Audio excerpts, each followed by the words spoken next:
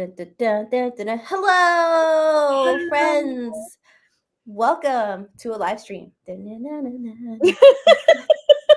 I've had way too much coffee and I just took my ADHD meds. Hi.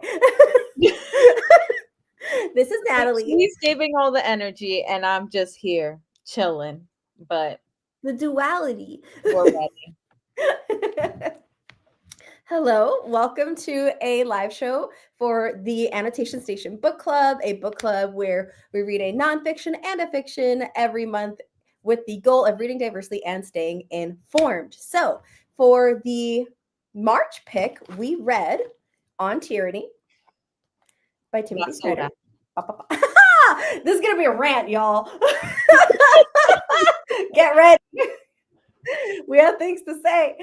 But before we start talking about this, real quick, that's Natalie. Go follow her if you're not already. She's a regular guest on my channel.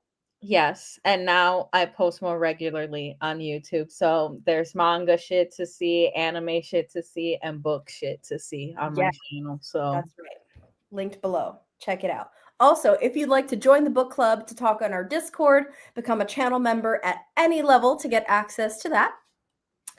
And for the month of April, if you'd like to join us for our next nonfiction, we are reading On Tuberculosis by John Green. And our fiction pick for the month of April is Brain. Natalie, help me out. Buffalo Hunter Hunter by Stephen Graham Jones. Yes, that. So, and it's going to be a good time. But anyway, this wasn't. So let's talk about it. My God. Hello. Okay. Before we came on screen, we decided to potentially just go chapter by chapter because we have grievances with every chapter. Pretty much, yeah. Do you want me to kind of start us off with a summary of what this book is supposed to be? Yeah, because I couldn't tell you. Okay. Sky high. Okay. So you're here to vibe. You're in for a time because we're going to be straight. You're here to see us rage, actually. You're here to hear us rage. So you're in the rage room now. It's really tiny. It is like 100-ish page nonfiction, very short. You could read it in 2 hours. About 20 lessons from the 20th century, a history of fascism, a history of tyranny, specific points in history where we can learn about how fascism came to be and potentially what to do about it. Now, here's my grievance, a main grievance that I have with this book. It's very white. Yeah. Yeah, the complete lack of intersectionality was insane. Yes. Insane.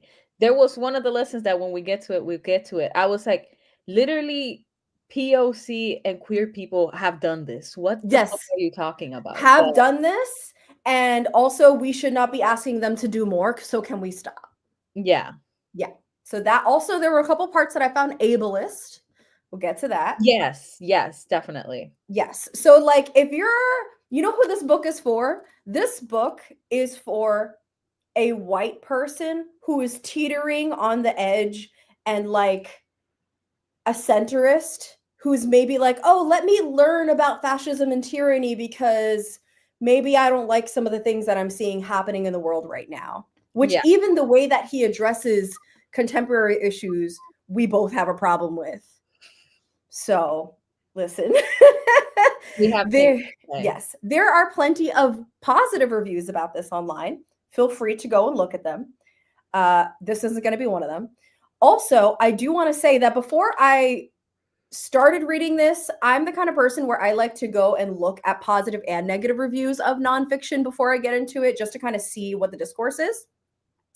And I saw a lot of 1-star reviews that were written by people who basically confessed to being hyper-conservative and that this turned them off from having deeper discussions.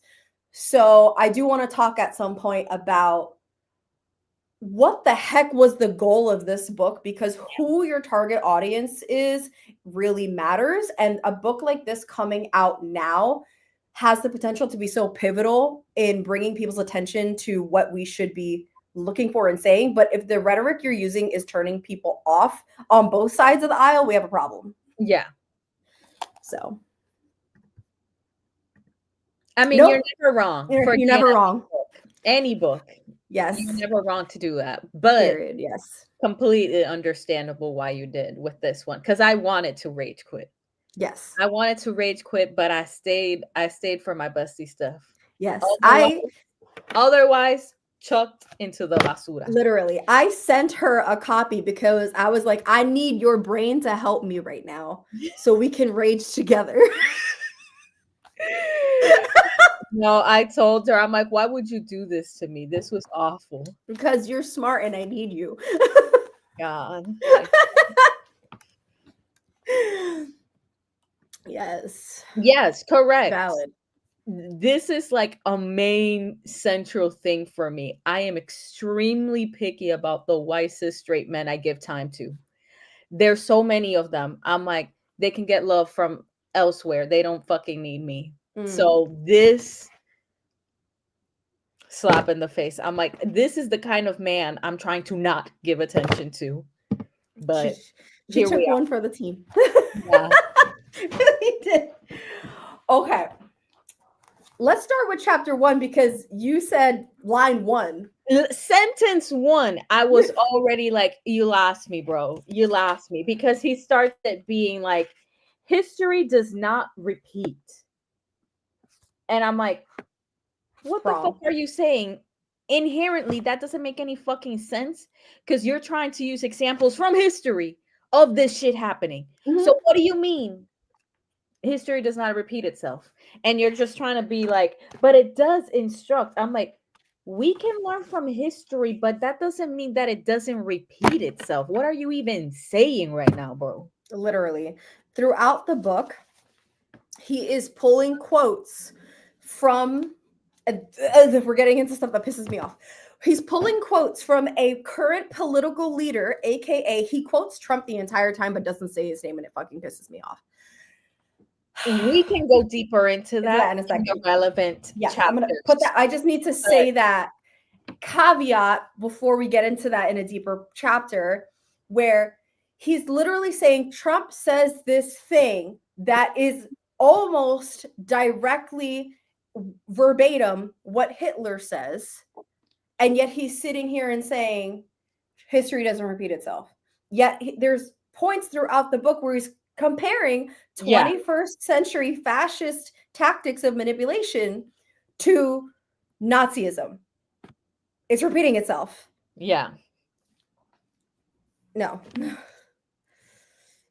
Also, future book maybe research the background of the authors and if their degrees. See, that's the thing. That's the thing. When I looked this up, I really thought it was going to be good because one, it was being recommended to me by people who read nonfiction, who I follow and trust their reviews.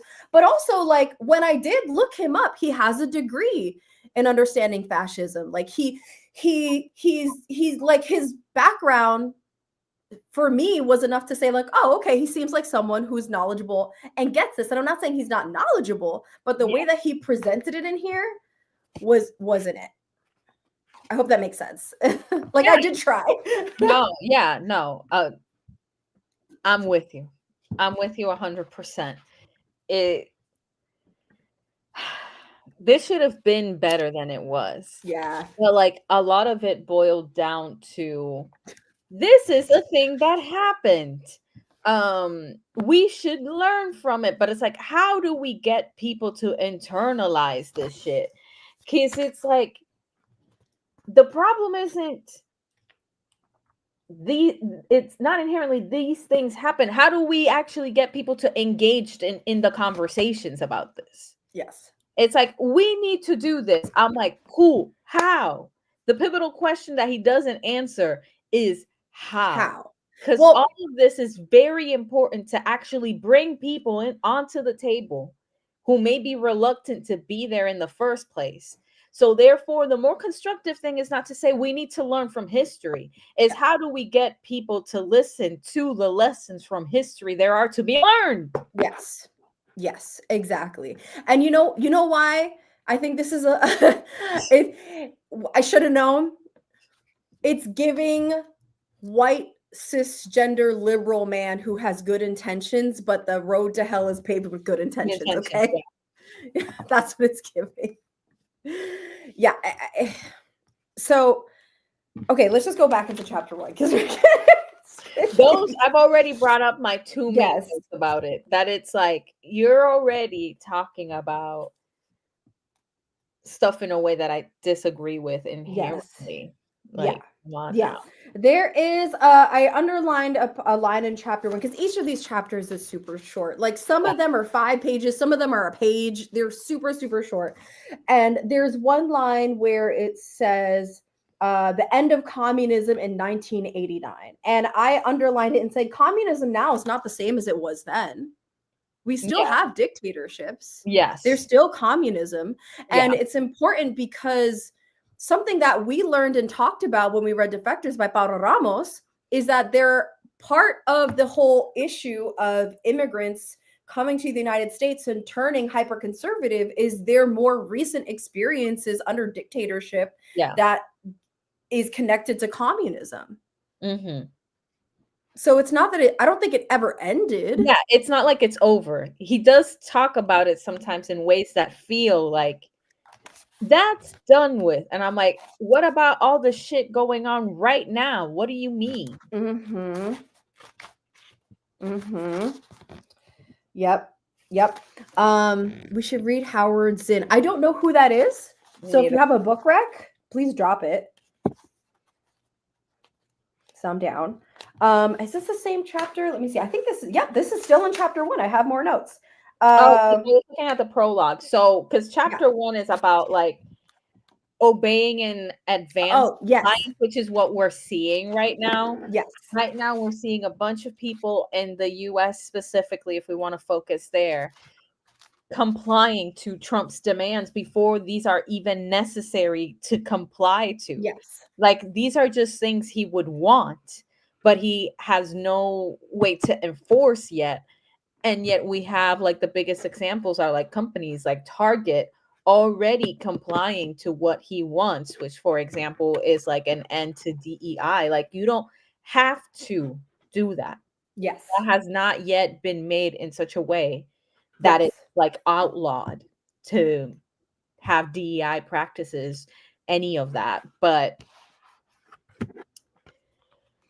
the issue I have with how he talks about it here is that again, we don't have solutions. He goes off talking about obedience and experiments that have been done of how people respond with compliance beforehand, and that being part, if I remember correctly, of like how Nazi stuff came to be.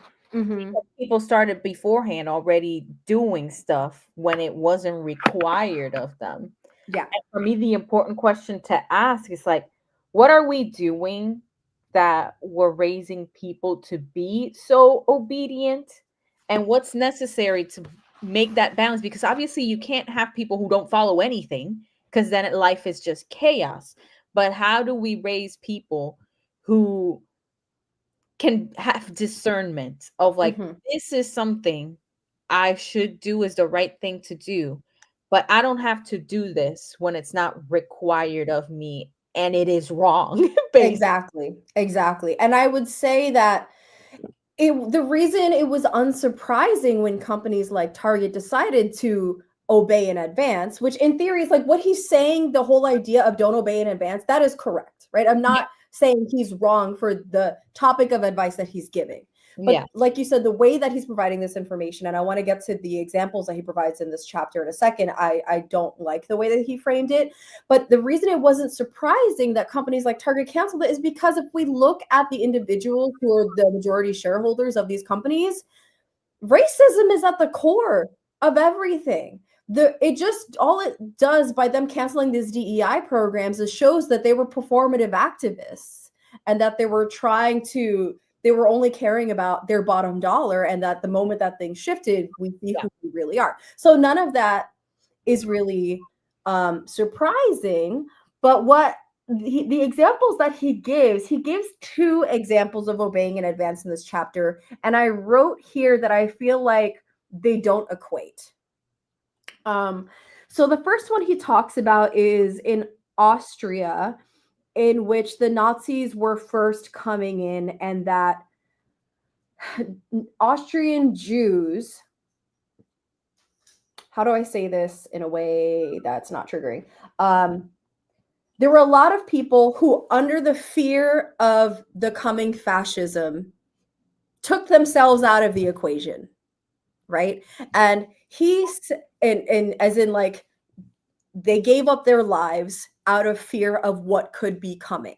And so he equates this to obeying in advance. And it's like, in theory, I understand what he's saying, but I don't think that that equates for a fear of racism and anti-Semitism that is very real. And that if we look at the history that people, like, if we just talk about Jewish history and what the Jewish people have experienced, and they see history actually about to repeat itself, they have made a very hard decision to say, I do not want to live with these consequences. And so I don't think that he's accounting for how people feel. I'm not saying it was right. Yeah. I don't think that he's accounting for any of that, because then what he does is he equates it to was it an experiment? Hold on. Yes. An experiment in which people were asked to, like, press a button or do something in which they perceived other people were going to be harmed by their actions. Now, the other people weren't actually getting harmed. They were actually actors in on the experiment, but he compares the apathy of the individuals who still continued to go through the experiment, regardless of it potentially hurting somebody, to obeying in advance in the way that the Austrian Jews decided to act in the face of fascism. These are not the same. No.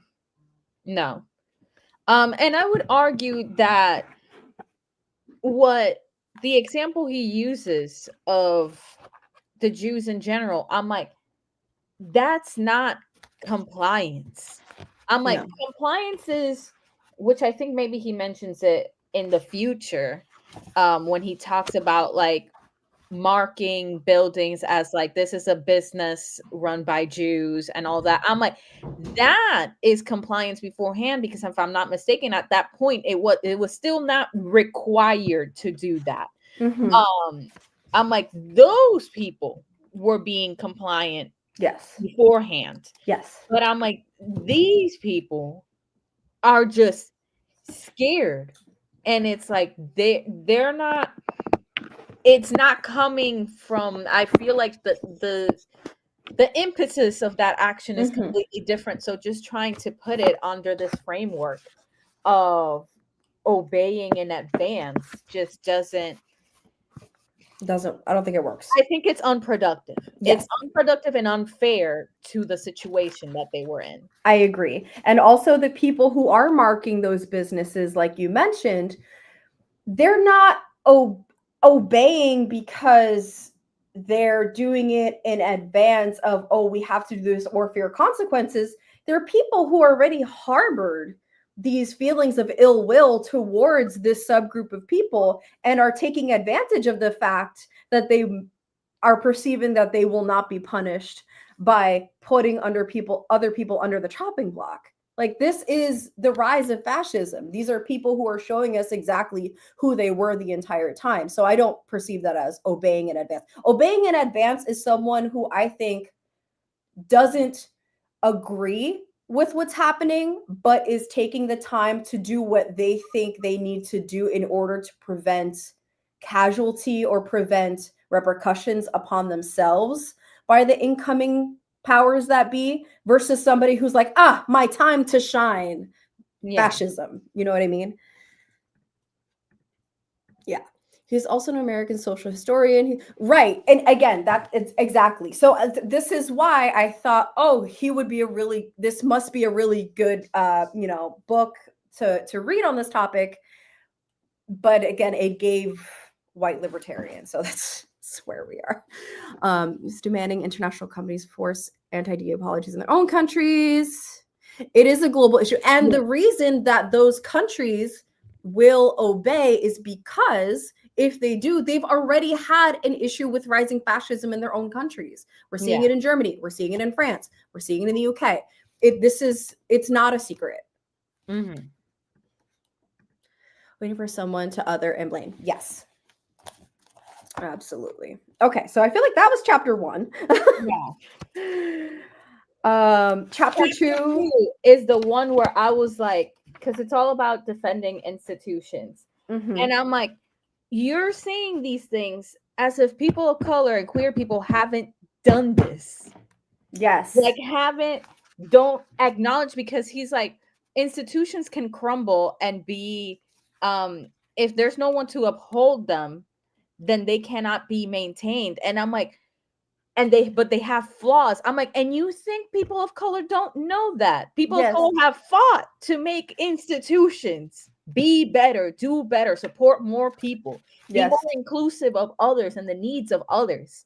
It's like, and that includes, again, queer people. It's like, what the fuck are you talking about right now? Yes. I'm like, what actually are you talking about? You're talking like no one ever tries to defend these things. I'm like, what the fuck was the civil rights movement then? Yes. What the fuck was that then? Just a fun little time? Yeah. They were just doing that for sport. It's more like, I think what's more important about defending institutions is getting more people involved, because those who are most harmed are the ones most likely to try to defend these institutions. Yes. But the ones with more institutional power are the ones who are least likely to be harmed if these fucking fall apart and crumble. It's like, those are the people we need to activate to protect these as well. Yes, absolutely. My one note that I think I put in here was, the wealth of these institutions that he's mentioning protecting were built on white supremacy. Yeah. We've been like, as you said, people who are aware that institutions like museums, and places like that have needed to be decolonized for forever, and it's been an active thing. So let's not act like it's anything new, but maybe it's new to him as a white man. I have a text that I want to suggest that I read when I was in uni. It's called On Decolonizing the Museum in Practice by Laura Van Broekhoven. I will drop it in the Discord chat if anybody wants to take a look at that on JSTOR. So highly recommend. But yeah, this is nothing new. It's like, yeah, it's kind of like, okay, yeah, and the sky is blue, bro. Like, what are you telling me right now? Yes. I feel like this book is good to test people around me if they're really aware or not. Test is maybe a harsh word, but a litmus test maybe. Do you pass the vibe check or not? Yeah, vibe check. Okay, so yeah, that was my one note from chapter 2. Chapter 3 is Beware the One-Party State. What pissed me off here was closer to the end, where he talks about elections and the way that things digitalized meant that the system was rigged and that they could make the argument of shit being rigged. And so he was talking about needing paper ballots, and I'm like, any election can be rigged. What the fuck are you talking about paper ballots versus electronic ballots? That's not the point. And like, I was even coming from the perspective of like, in Puerto Rico, there's a lot of nonsense that has happened previously with elections, with paper ballots. I'm like, why are you trying to make an argument that paper ballots are better than electronic ballots? I'm like, both of those are vulnerable to tampering in completely different ways, but both of them can be tampered with. Yes. There are ways to rig an election. Like, this is not, And I'm not saying obviously that when Trump lost, it was because of cheating or whatever. I don't believe that shit. But in principle, what I'm saying is any election can be rigged, can be tampered with, fucked with. Yes, absolutely. And what I'm surprised that he didn't bring up in here, since he's talking about paper ballots, is fear mongering that happened at the past 2 elections of people who were posting up bearing arms or being strong men at the ballot box, specifically to deter people of color from entering ballot That was polling stations. That was my other thing that I noted. I'm like, the serious need is changing who is allowed the privilege of running and doing this shit, like being around ballots, around election shit. Like, that's actually what we need to be more careful about, is who are we allowing access to these things? Yeah, because that's how you get all this other nonsense. Yes, that can prevent people from voting, that can skew what people vote for, all that. Yeah, that was very surprised that that's the take that he decided to go with, because I think at that point I looked at, I was like, wait, this was written recently, right? Like, this isn't an old No, he was like, paper ballots can be recounted basically fairly. I'm like, what the fuck are you talking about? Literally not it, bro. I'm like, and ultimately anyway, because he's like about fairly being able to recount. I'm like, paper can be burned. You can burn paper.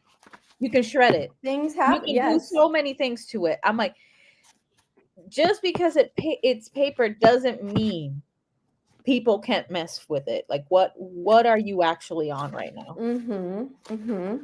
Okay, let's go to chapter 4. I don't think I wrote any notes in chapter 4. I'm trying to remember what it was. Let me see.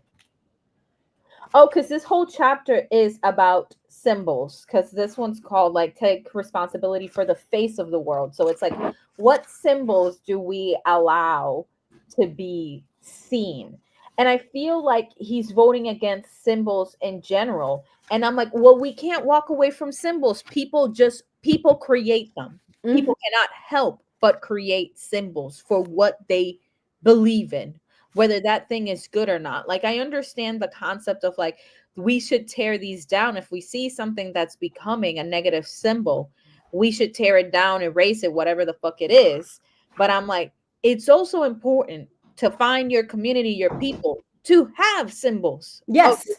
Yes. So for me, for example, it's like queer flags of where, if you're from another country, your shit, like, those are symbols that are needed for other people to understand where you're coming from. Absolutely. Whether you agree with them or not. Yes. It's like just saying tear down the symbols. Again, to me at the end, I just felt like he was against all symbols. And I'm like, that's never going to happen. Yeah. Eliminating all symbols is never going to happen, because as humans, we want to create meaning and share who we are. So we create cues for that. Yes. So yeah, that was my thing. Yeah, no, I agree. It is important. It is important to know. For me, I look for symbols when I go into establishments to know, am I safe here? Correct. Exactly. Like, I'm like, we're at a point where it's not just about eliminating negative symbols. It's like, you're looking for those so you know if this is a space where you will be safe and comfortable and understood or not. Absolutely. Also, all the county border stuff to change demographic. Yep. Yep. It's intentionally to make it harder. Exactly. Yeah. It's about the meaning that people give symbols. Yes. Yes. This idea that of what happens if no one plays the game of symbols, is what I think he's referring to. It's what's the word? It's giving, I feel like it's whitewashing. Like, it's like you said, like, if you put up certain symbols, he's framing it as obeying in advance, like potentially putting a target, but it's more important. This is how you use your voice with symbols. Sometimes, even if you're not saying the words, if you have something in a place that's visible, like, this is a symbol right here, right? So people who come here know that's the kind of space that this is. And not only that, but not only is this a welcoming symbol, but it's also a deterrent to anybody who doesn't agree with it. Right? Yeah. So symbols can work both ways. Yeah, and I feel like as well, like symbols have also been pivotal to revolutions, to change. Which he does acknowledge. So, you know. Yeah, which he does acknowledge. I just feel like the way that he frames it is, I'm not a fan of it. Yeah. It's the movie is called The Wave. It's about a teacher basically showing his students anyone can become a fascist. Oh, interesting. He does talk about that, basically, about anyone is able to become a fascist, and gives an example of, I bet I can't remember in what chapter it is, about this group of intellectuals who were like, again, intellectuals, but then slowly several of them started falling into fascist ideology. Yeah. So it's not like anyone is completely safe. Like, your level of education doesn't necessarily mean you're immune to manipulation, because ultimately that's what it is. Absolutely. Chapter 5 I have a lot of issues with, which is remember professional ethics. Oh, that one. I got things to say. I was like, what the fuck do you mean? Again, I'm just cursed every single. That's okay. What do you mean remember ethics? They already exist. Code of ethics already exists. He's like, follow them. Like, follow it, because he mentions examples of like doctors and lawyers and shit like that. And I'm like, these careers already have a code of ethics. If people in these careers are still able to do shit because they're like, it'll be advantageous to me, it's not just about the remembering the professional ethics. You think those people don't remember? They do. Professional ethics. They do. It's a matter of principle. It's like, are the people in these careers, do they actually hold the principles to maintain their ethics? Yes. And those are completely different things. Literally, they all take an oath. Yes, even the ones who are on the side of fascism have taken an oath. And it's like that saying that even the villain is the hero of their own story. A lot of them actually believe that they are doing the right thing, which we'll talk more about when we get to the chapter on patriotism. But like, I would like to also point out that just like how institutions are built on white supremacy, a lot of professional ethics are also built on white etiquette. Yeah. And that, especially with times like now, where you have individuals breaking those codes of ethics or breaking it in ways that they still deem to be ethical for a cause that they deem to be appropriate. If we keep with this, but we are holier than thou, we do not stoop to this level, and we just keep with this like what has worked in the past mentality of professionalism, nothing is getting done. And that's how we get Democrats sitting in the face of fascism with little signs that say I dissent, instead of standing up with Al Green. I'm still pissed about that. Yeah. Like, that is not making the point that I think you want it to make, Timothy Snyder. It's not doing it. It's simply not, because this is more about a problem of the individual, of the heart of just what you inherently believe in. Yes. And again, and all of this as well is susceptible to what does that person need at that time. Like, part as well of why people might do things that are unethical, that go against the oath that they made, is because people can have extenuating circumstances that mean that they're like, to provide for my family, to do what I can to protect my family, whatever, they'll do something just to protect their own, even if they know that thing is wrong. Like, people ultimately have inherently a desire to protect themselves. Yes. Whatever that takes. And that is something that can be manipulated as well, that can Absolutely. be used against people. Absolutely. Absolutely. I want to read this one paragraph here that I wrote a couple notes around. It says, if lawyers had followed the norm of no execution without trial, if doctors had accepted the rule of no surgery without consent, if businessmen had endorsed the prohibition of slavery, if bureaucrats had refused to handle paperwork involving murder, then the Nazi regime would have been much harder pressed to carry out the atrocities by which we remember it. And I wrote, how do you know that they didn't try? What is your source? And how do you know that people didn't do that and they were just outnumbered? Because there was a point where the fascism has overtaken the accounts of history that we have, and part of fascist regime and manipulation is erasing the history of people who tried to resist it. You don't know that that's not true, and you're not telling me where you got this information from. Yeah, 100%. 100%. Yes. Anything else on chapter 5? We're at 35 minutes and we're on chapter 6. I think that's all I have, and I don't have much for chapter 6. Okay.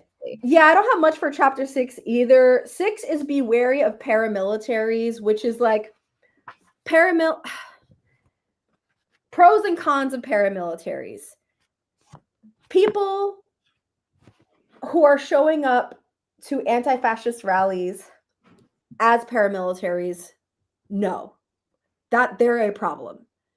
But there is a necessity at a certain point where if you are in a minority neighborhood, you need to come together if you know that you are within proximity of people who are racist, who are anti-Semitic, who are Islamophobic, whatever the case is, who are a bigot. You need to have protection because, unfortunately, in the United States, the conservative party and the fascist powers at B are promoting the bearing of arms. And I'm not going to tell you not to have a plan and be able to protect yourself when there is a push for violence. Yeah.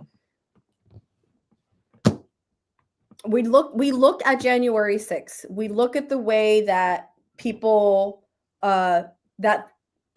who committed treason were encouraged to exercise their Second Amendment rights and promoted for doing so. So when it comes to this particular topic, I am all about self-defense. If you are a minority group and you're in a minority neighborhood, do what you need to do with your neighbors to be careful. Knives and fists. Yeah, that's all I got to say about that. Yeah, this was the chapter where I started. I don't know if it had happened already before, but this is the chapter where it started getting on my nerves. Him mentioning Trump without saying it. Yes, like say his name. The president. I'm like, and I have that specific note for another chapter, but it can be said here as well. Just saying the president makes it sound like there's one president and there has always been one president and there will always be one president. And that is just the one. I'm like, that doesn't make any fucking sense. And if anything, to me, the language itself in that way empowers Trump. Actually, it actually empowers him, makes him seem like inevitable in our future, both our past and our future. I'm like, this is why most people, when they talk about the president, they say President Trump or whatever, or they're talking about past presidents. They're like President Obama, whatever, former president, blah, blah, blah. They mention exactly who it is because there is no one. We've had many. That's kind of the whole fucking point with the gig, with the job. Only one problematic president. Yeah, not a systemic. Yeah. Yeah. Correct. It also boils shit down in that way. Absolutely. I agree. Yeah, that was where it started, where I was like, dude, just say his name. It's getting really annoying. And And then chapter 7, I feel like I didn't have many thoughts on chapter 7 because it's an extension of chapter 6, which is be reflective if you must be armed. And it's talking about how essentially just like, violence is bad. Military weapons are bad. And like, yes, we don't want violence. Those things are For not. me, the most important was at the end Yeah. of that chapter, because it's about how the vast amount of Jews were killed by the police, and most of these men were just regular men, and how a lot of it boils down to not wanting to look weak. And I'm like, this is where machismo comes in, where the necessity for men especially to be perceived in a way specifically as manly, as masculine, then leads to actions that they can later regret. Yes. That they wouldn't do under normal circumstances, but they feel societal pressure. And I'm like, and this is where we needed to instead have a broader conversation about that, about what society expects from men and women and how that can lead to certain things that are detrimental to us as a society. And not again just be like, be careful about this. I'm like, okay. Yeah. But that's not the root of why things were done. It's not, the arms aren't the problem. Right. The weapons are not the problem. A weapon is a weapon. It doesn't do anything without a human to do something with it. Yes. And the very end right here where it says they had their orders and they didn't want to look weak. In the rare cases when they refused those orders to murder Jews, policemen were not punished. What's your source? Same. When I read that, I'm like, and who are you to say that? Yeah. Who are you to say that? Because am I supposed to just believe you? Yes. Because you've given me no concrete evidence. How am I supposed to just believe you that they weren't punished? Because there are plenty of other genocides and situations around the world, if we want to step away from his examples, where that did happen, where people are punished for not following their orders. So number 8, chapter 8 is called Stand Out. And my one note that I wrote on the front page is that white people need to do it. That's it.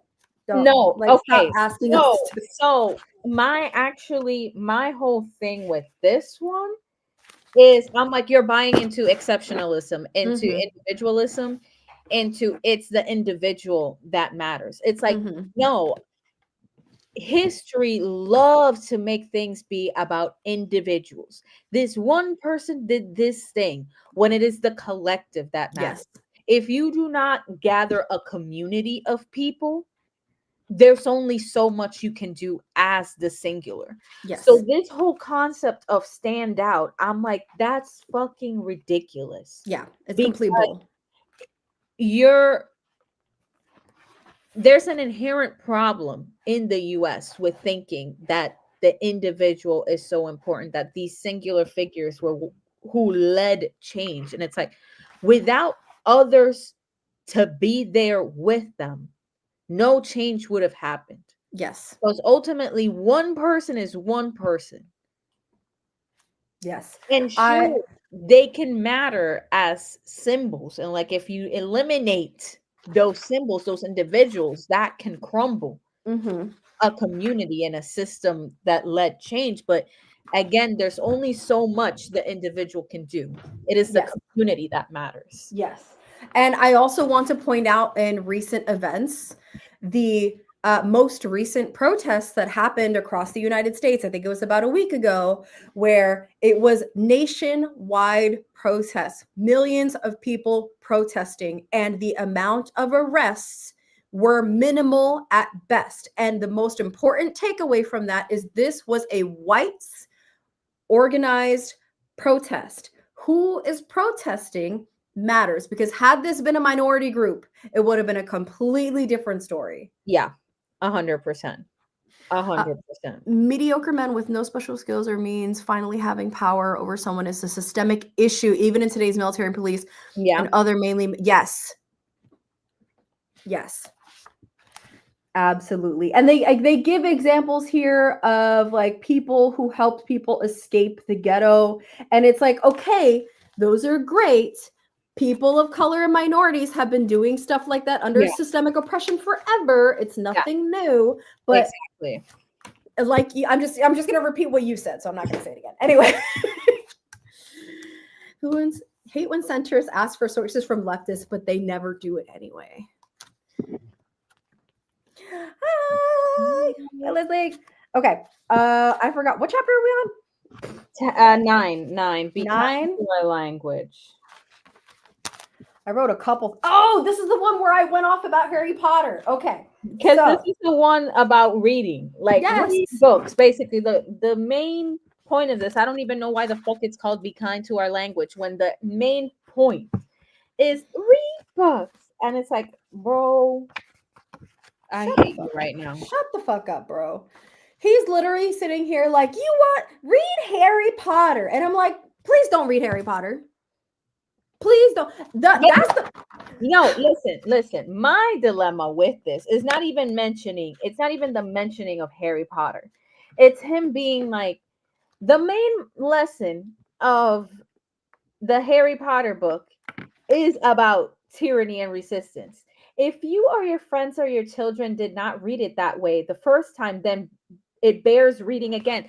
The problem is critical analysis, like reading skills. People lack reading comprehension skills. They could read 500 million books, but if they don't have the critical analysis tools to engage with the text more deeply, they're never going to get that shit. Yes, literally. You could hit them over the head with the lesson and they will not capture it. Yes. So it's not just a matter of read more things. It's we need to be teaching our children, and at this point adults, how to critically engage with media, be it books, TV, any fucking thing. Yes. So they can see what they're supposed to get out of it. Yes. What they're actually supposed to get out of it. Yes, absolutely.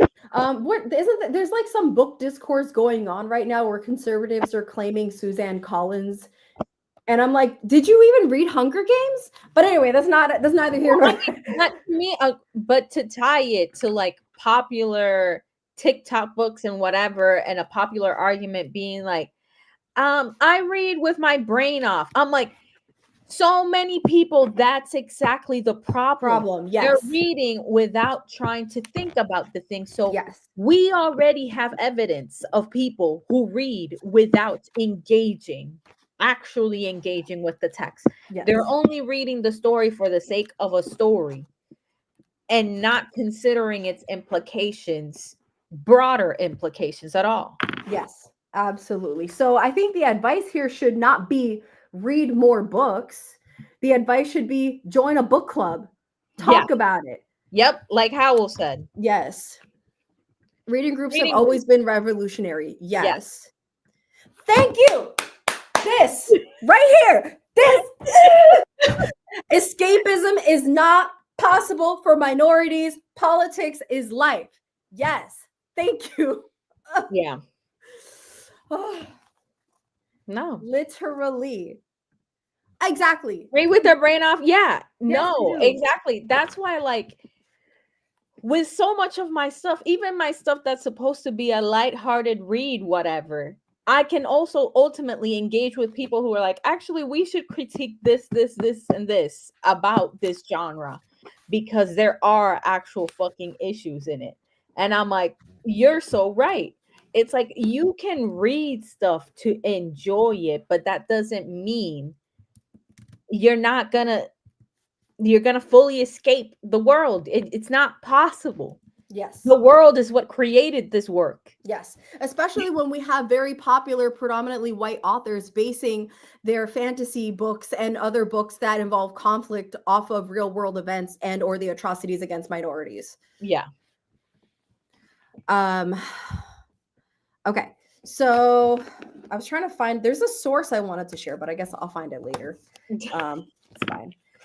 Okay, but yeah, but also I still think don't read Harry Potter. Read something. I mean, yeah, I'm not saying That- read that shit, yeah, but but still. Okay, next chapter 10. I 10. was like, you need a Bro. full version of this book because the problems we're dealing with right now go beyond this. Yes. Go Also, beyond this situation. I'm like, with the rise of AI usage yes.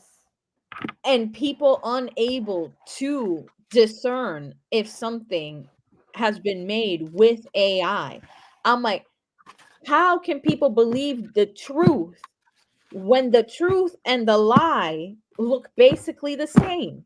Yes. And also, don't sit here and give me a chapter on believing in truth, and you're writing a nonfiction and not giving me an index with primary source documents. Yes, exactly. It's like you're talking about journalism and journalism integrity and research, and I'm like, then where are your fucking citations? Where are your citations? Where are your things that's not just that macro list you did on page 63 of books to read? I'm like, if you're referencing these things in this text, you should be citing. Mm-hmm. That's part of integrity in truth sharing, not just saying shit. Yes. Exactly. Exactly.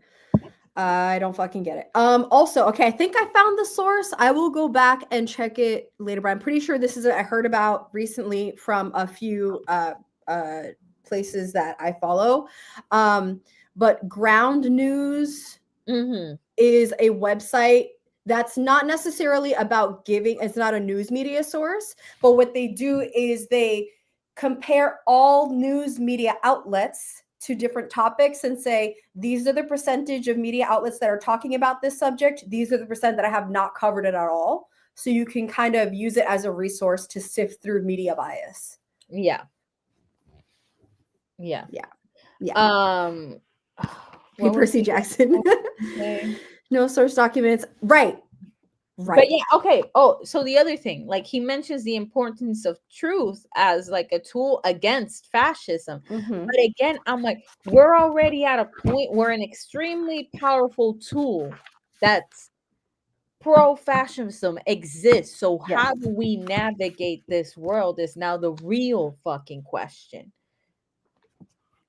Yes. Because it's already happening. Like people are already questioning reality and what they see because they cannot tell it apart from AI. So I'm Yes.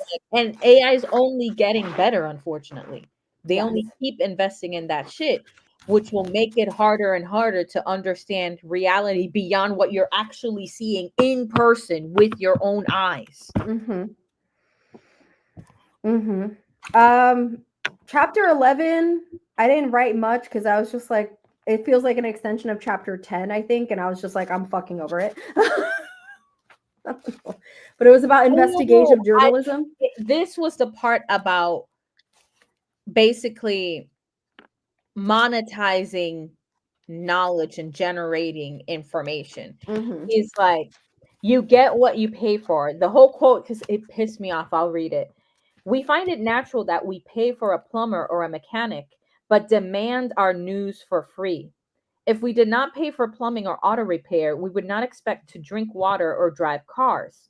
Why then should we form our political judgment on the basis of zero investment? We get what we pay for. And I'm like, because knowledge, information should be a right. Mm-hmm. We should have access to these things. And furthermore, you think everyone who has a plumbing issue or a car issue actually is able to pay someone to do Right. it? Also, water and healthcare should be free. Yes, they should. It's like saying, oh, if we got access, yeah, if we compare it to something else, if we got access to free healthcare, well, you're gonna get some shitty ass healthcare. I'm like, it shouldn't be that It way. shouldn't be that way. It shouldn't.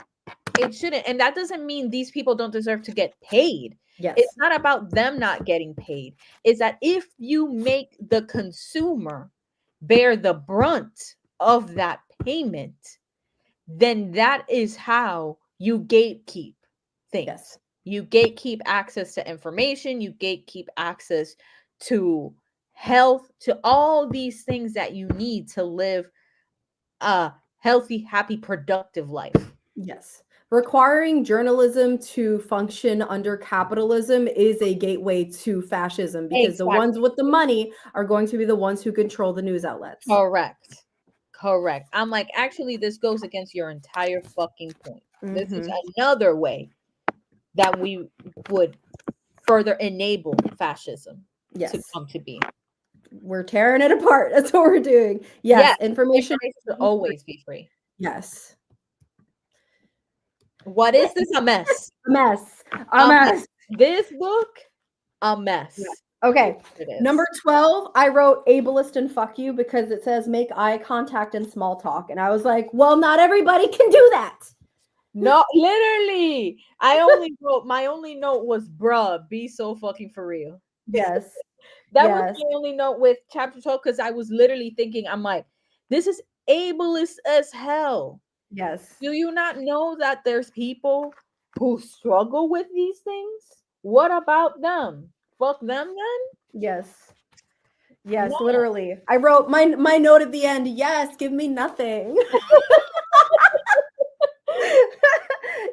For real. I had to teach myself to make eye contact when I work in customer service to the point where people will be like, wow, you have such good eye contact. And I'm like, yes, I'm staring into your soul. So you think I care about what you're saying. Creepy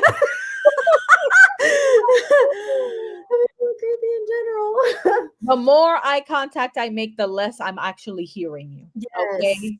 I hope everyone knows this. Yes, this. Ay, Dios mío.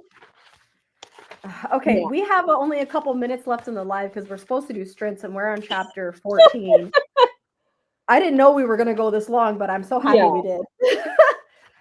Do you have anything on chapter 14? Oh, this is the one that ties into this idea of like people can be manipulated based on the things that you do. So it's like trying not to have hooks. I'm like, how can we not have hooks in a capitalist society?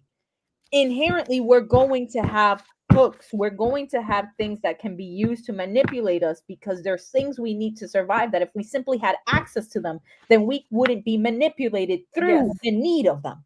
Yes. Bro, shut the fuck up. I'm like, the amount of privilege. So much privilege came in this chapter. I was like, you're crazy. Yes. Do you have any notes on 15? Because I didn't write anything for that either. Or 6. Oh, wait, no, I wrote something at 16. 15, contribute to good causes. No, duh. My one suggestion is if you're going to give to a charity, give to a charity through the charity website or through some other direct means. Don't do it when you're like at the grocery store or at the market and they say round up 50 cents to contribute to this charity, because you know what's happening? The company actually doesn't give a shit about donating to the charity. They're actually taking your donation and writing it off as a tax break when you could be giving money to the same charity and giving yourself a tax break. Don't give it to Walmart or whoever. They don't fucking need it. You do. No, but like literally a lot of this as well is like engage in activities that are of interest to us, our friends, our families, etc. And I'm like, my main note was like, why can you say more? A solution more than go touch some grass? Yes. Yes. That's what you're giving right now. Go touch some grass. Literally. Why was this book published? I know. It's very popular right now, believe it or not. This is why I came across my radar. Should have been a PDF essay, not a book. Agreed. Research the charities. I have no notes in everything else. Okay. Quick notes. What do I have? 17 is that at the end I have a note, and it's literally about a nationalist will say that it can't happen here, which is the first step toward disaster. A patriot says that it could happen here, but that we will stop it. And I wrote, that's the most sensible thing he said. Mm-hmm. Yeah, I underlined that as well. Yep. Yes, everything between those chapters, I was like, I have nothing to say because I'm so over you. Yeah, I think on what you have to say. I think at this point from 17 on, I wrote most of these examples are from the 21st century. I thought this was about the 20th century. But like one thing that I did think overall about this is it should not have been insert Trump into each chapter. I think it should have been, here's fascism throughout history. And by the way, here's a chapter specifically to how history is repeating itself right now. Yeah. Yeah. Yeah. I agree with that. Yeah. I agree with that. And I think my last final note was that he talks about how it's important to know the details of history, not just the broad strokes of it. And I'm like, you're not even doing that. You're not even going into the details of it here. Your whole thesis is null because you do not live up to it yourself in this book. And so I can't respect this as a text. Yes. When you cannot back up your own thesis, you're not acting in the spirit of what you're saying should be done. Yes, I agree. So that's my concluding thought. Since we need to finish this. Yes, and my last note, my one last annotation that I wrote here was in that section about patriotism. It says, it is not patriotic to dodge the draft. And I said, fuck you, because what happens in a lot of fascist powers, oligarchies, is that when they have a draft, they're sending the groups that they want to be disposed of on the front lines first. So be conscious of that. Also, personally, my hot take of the day is I do not believe that the military should be present at college and university acceptances. I think that they should have nothing to do with that. 100%.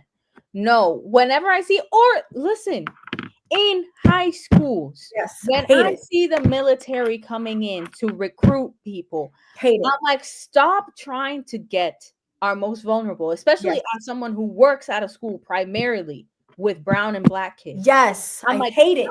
Trying to prey on our most vulnerable population. That is exactly what they're doing. They need to be so fucking far away from you. Yes, that because you're much in the distance. As high school teachers, what we see, for anyone who doesn't know, is that when they have college fairs and university fairs, where the college and university send representatives to the high schools to meet with the students who are applying to uni, the military sends a representative and makes these promises of, we will help you pay for your college. If you're not a citizen, we'll help you become a citizen. We promise that when you graduate, you'll be making this much money. You only have to serve this many years in the military, and then you'll be set for life. And they are not taking into account that that promise of citizenship is not guaranteed. They're not taking account the fact that they are risking their lives. They're preying on specifically Black and brown majorative students who have no other option, because student loans were invented to oppress Black and brown students from getting an education, and they are aware of that. It pisses me off. Yeah. I know. Think of that. The poor interest of corporate. I mean, fuck that. Yes, literally. Okay, but those are my last thoughts. We have sprints to do. Yes. Because friendship on Sunday. Yeah, exactly. Yes. And I know Larry and Silla are probably waiting for us on the other lines. Yeah, so we need to go. Thank you all for joining us to discuss this piece of garbage. Yay! Hopefully next time we won't be so heated. We'll have nice things to say. Yes. And shout out to Natalie for being a real one and reading this with me so we can rant together. Only for you, Busty. Only for you. Okay, we're going to hop off. I'm going to switch the screens. If you want to join us, if you want to join the book club, hop on the Discord to read with us and talk to us. Become a channel member at any level. Follow Natalie, and we're going to go sprint now. Okay. Mwah. Bye. Bye.